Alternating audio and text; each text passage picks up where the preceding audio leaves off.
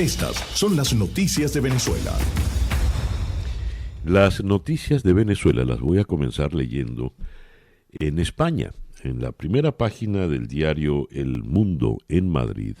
La segunda noticia más importante, según la diagramación de la página, es esta. Maduro desaira la misión de Borrell y fuerza la retirada de Capriles de las elecciones. Nicolás Maduro decidió mantener las elecciones en Venezuela para el 6 de diciembre, arremetiendo contra la misión de la Unión Europea enviada por Josep Borrell, que intentaba por todos los medios retrasarlas, mientras Enrique Capriles, que causó un cisma en la oposición, dijo que se descolgaba de los comicios. De manera pues que la situación política venezolana levanta interés más allá de nuestras fronteras. Eso lo leía, como les informaba, en El Mundo de Madrid. Según Reuters, tengo varias noticias de Venezuela, todas desde Caracas, con la firma de Mayela Armas y Corina Pons. Maduro busca más poder legal en Venezuela para sellar nuevos negocios petroleros. El equipo de Maduro redactó un proyecto de ley antibloqueo y, amparándose en la lucha contra las sanciones impuestas por Estados Unidos, busca ampliar sus poderes para pactar de forma confidencial nuevos negocios petroleros, según fuentes cercanas al tema. La propuesta legal vista por Reuters y que Maduro entregó a la Asamblea Constituyente le otorga amplias facultades para cambiar o firmar nuevos acuerdos y contratos con empresas privadas u otros gobiernos sin ninguna revisión. Este tipo de convenios suele evaluarlos el Parlamento, que ahora, sin embargo, controla la oposición. La otra noticia que envía Reuters es la que ya conocemos. En respuesta a la Unión Europea, Venezuela ratifica las elecciones parlamentarias de diciembre. Y otra noticia en Reuters, pero esta vez con la firma de Mariana Párraga desde Ciudad de México. La venezolana PDVSA instalará centro de transferencia de barco a barco lejos de la costa. PDVSA está informando a sus clientes sobre una nueva ubicación para transferir petróleo de exportación de barco a barco en un lugar alejado de la costa de Venezuela, una decisión que podría implicar más costos, pero menos supervisión, según varias fuentes. Más de 2/3 de las exportaciones de petróleo de Venezuela salen del terminal de José, en la costa oriental venezolana, una instalación de gran tamaño y mucha supervisión que está conectada a 2 monoboyas para exportación y varios mejoradores de crudo a través de oleoductos. Pero, tras las sanciones de Estados Unidos a principios del año pasado, PDVSA ha estado facilitando un creciente número de exportaciones a través de transferencias entre barcos en alta mar en la zona de Caquetíos frente a su refinería de Amuay en la costa occidental del país. Algunos clientes que cargaban en Caquetíos los crudos producidos en el occidente ahora están siendo dirigidos a un lugar alrededor de 20 kilómetros al norte de las islas Los Monjes, en el Golfo de Venezuela, cerca de la frontera marítima con Colombia y al frente de la isla de Aruba, según las fuentes. No está claro si este servicio permanecerá. Ahora, más allá de las cuestiones petroleras, según La Voz de América, el salario mínimo mensual de Venezuela se desploma a solo 93 centavos de dólar. Esta es una cifra inédita, según los economistas. El salario mínimo mensual en Venezuela, de 400.000 bolívares, se desplomó a solo 93 centavos de dólar el último día de septiembre. Se trata de la peor remuneración laboral oficial del mundo. Dicen los economistas que la consideran una paga de esclavización. El gobierno en disputa de Nicolás Maduro hizo su más reciente ajuste del salario mensual en abril. Era entonces el equivalente a $2.40. La devaluación incesante de la moneda nacional, sin embargo, lo ha lapidado. La tasa oficial del cambio según el Banco Central se ubicó la tarde del miércoles en 430.670 bolívares con 16 céntimos por dólar, es decir, 30.000 bolívares más que el sueldo más bajo posible en el país. Emanada del mismo gobierno madurista, la cifra es la mayor confirmación del auténtico valor que puede haber del salario mínimo venezolano. Dios. Por hora de trabajo 0,003 centavos de dólar es lo que se paga en Venezuela. Esa es una cifra esclavizante. Y el Parlamento venezolano, mientras anda con el tema de la consulta, no hay fecha para la consulta, pero ya han aprobado las preguntas que van a hacer.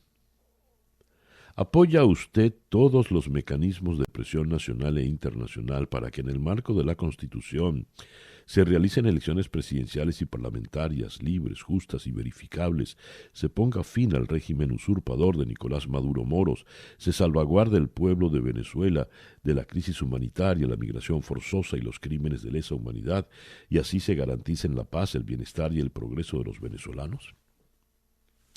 Segunda pregunta.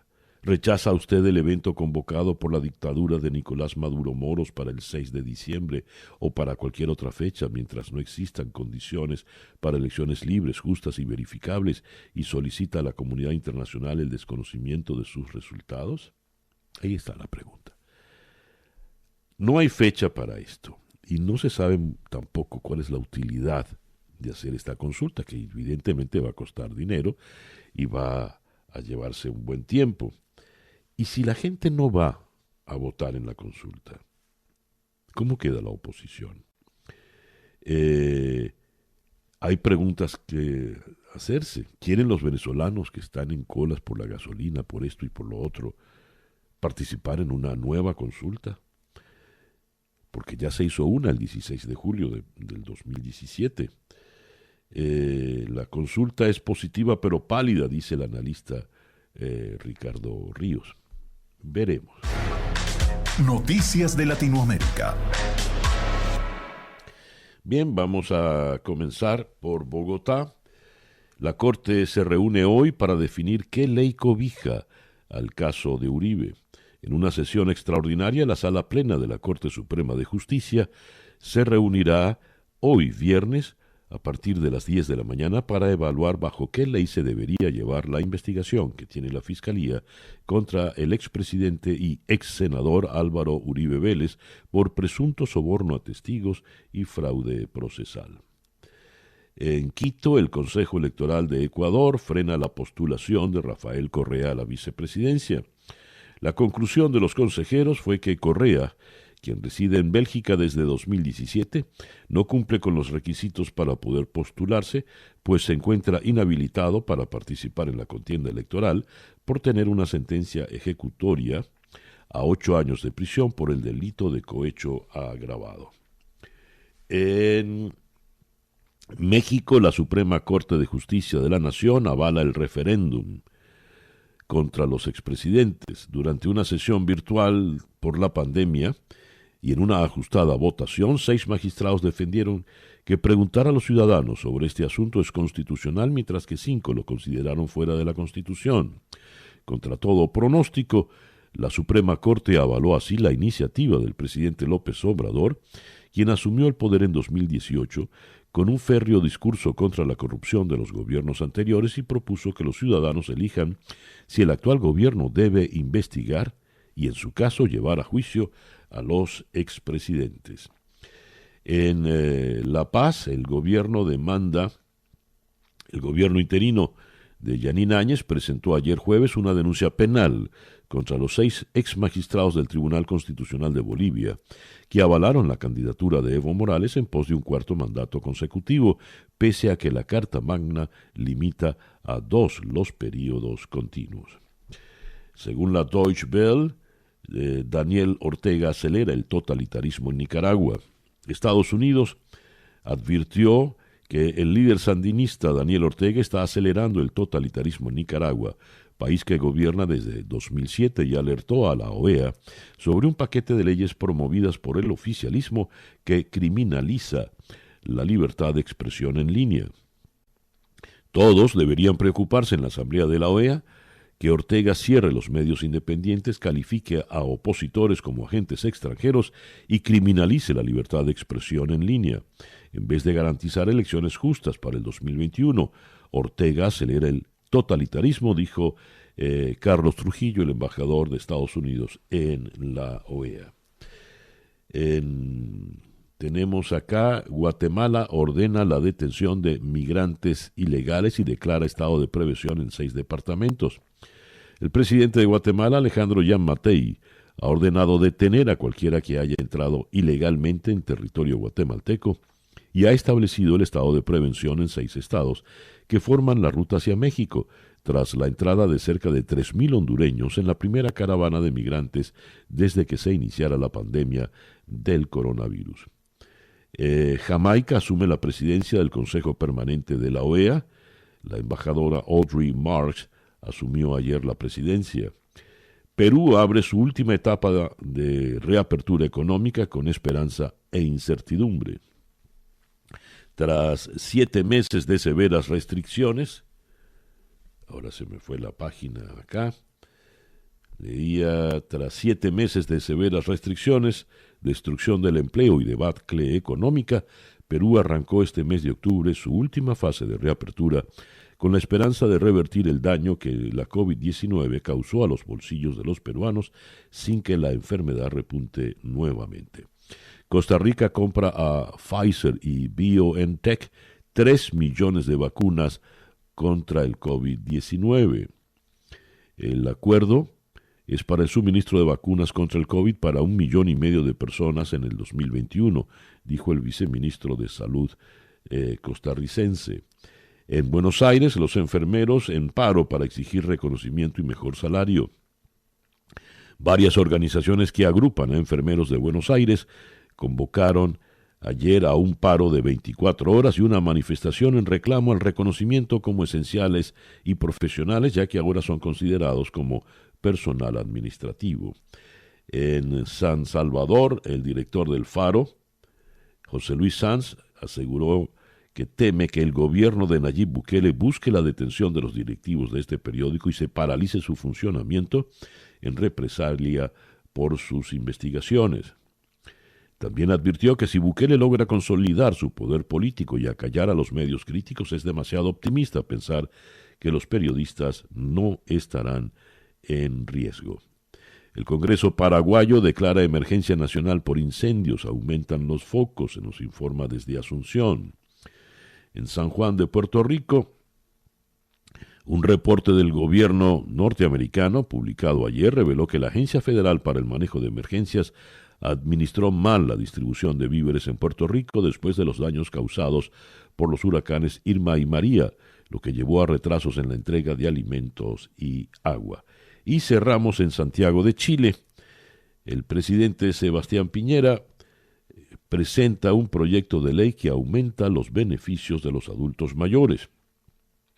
La iniciativa contempla un fortalecimiento institucional a través de la creación del Comité Interministerial del Adulto Mayor, que será el encargado de proponer al presidente la política nacional para personas mayores, velar por su cumplimiento y asegurar su calidad técnica, coherencia y coordinación intersectorial. Escuchas Día a Día con César Miguel Rondón. Tenemos una agenda hasta el momento un poco inestable porque la noticia del presidente Trump nos obliga a replantearnos muchos puntos. En todo caso, vamos a comenzar abordando ese tema, bien sea en Washington o en Nueva York, y todas las consecuencias que esto trae. En el cuadro político, en el cuadro electoral, en el cuadro de salud, en fin. Luego vamos a ir a Miami para conversar con Joel Gutiérrez, periodista de La Voz de América, para preguntarle por quién es Amy Coney Barrett, la nominada por el presidente Trump a la Corte Suprema en sustitución de la juez Ginsburg. ¿Quién es ella? Porque se da como un hecho que será evidentemente la nueva juez vitalicia en la Corte Suprema norteamericana. Luego vamos a ir hasta Buenos Aires para hablar con Elisa Trota Gamus, quien es la embajadora del gobierno interino de Venezuela en Argentina. El presidente encargado, Juan Guaidó, instó al gobierno argentino a explicitar si hace suyas las palabras del embajador de la administración ante la OEA, Carlos Raimundi, quien relativizó el reciente informe de Naciones Unidas que da cuenta de la represión legal en Venezuela y denuncia múltiples y graves violaciones de derechos humanos por parte del régimen de Nicolás Maduro. Luego vamos a ir a España, vamos a ir a Barcelona para conversar con el periodista Carles Villalonga a propósito de la situación del coronavirus en España.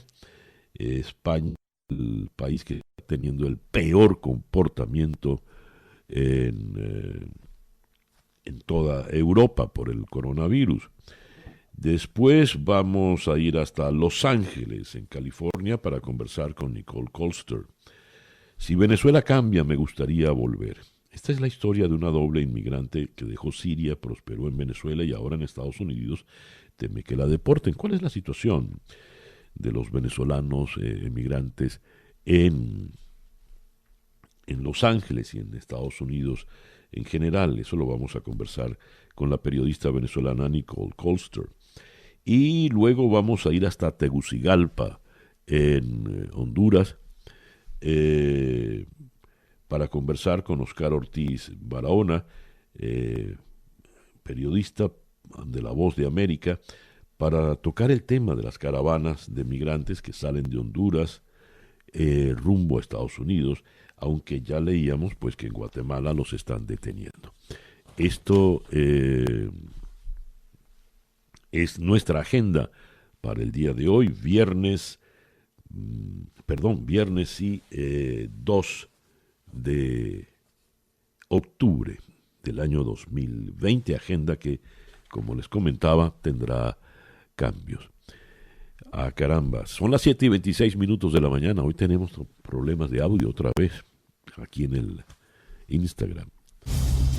El editorial con César Miguel Rondón. Donald Trump y su esposa Melania Trump tienen COVID-19. Han sido contagiados por el coronavirus. Entraron en las estadísticas. Esto trae consecuencias importantes para todos, porque el presidente se ve obligado a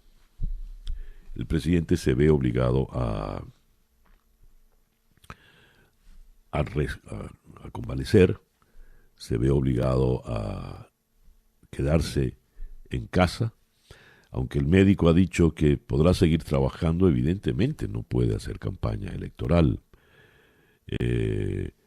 No podrá, por ejemplo, el debate que estaba previsto para el 15 no se podrá escuchar, no se podrá realizar, y esto traerá consecuencias. Además de que el presidente Trump, a sus 74 años, es un paciente de alto riesgo. Al parecer, todo viene por un contagio de una asesora, que muy, muy cercana a él, que anoche también dio positivo. Esto es una noticia de última hora. Aquí pregunta Jordán Rodríguez si no será una estrategia electoral. Puede serlo, pero hay que darle el beneficio de la duda. Es decir, pudo contagiarse, todos estamos a riesgo de contagiarnos por el COVID-19. El COVID-19 ha afectado a todo el mundo en todos los sentidos. Claro, estamos hablando del presidente de Estados Unidos, estamos hablando de un presidente que está en una campaña electoral muy, muy delicada y cerrada, aspirando a la reelección. Y ahora esa campaña electoral entra en veremos. De manera pues que la situación se ve muy, muy difícil y veremos qué es lo que termina ocurriendo. En ello ahondaremos sin duda en las próximas horas de este programa.